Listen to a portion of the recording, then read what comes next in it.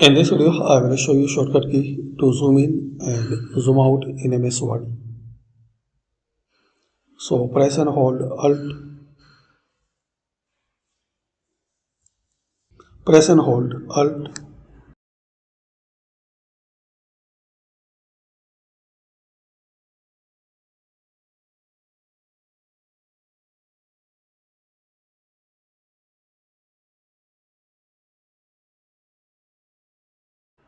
W, then Q.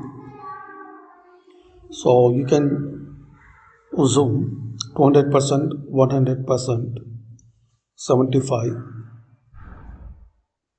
and there are some another options page width, text width, all page.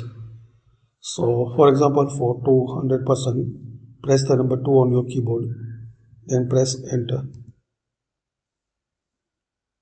So this way you can, just using the shortcut, you can zoom out. Alt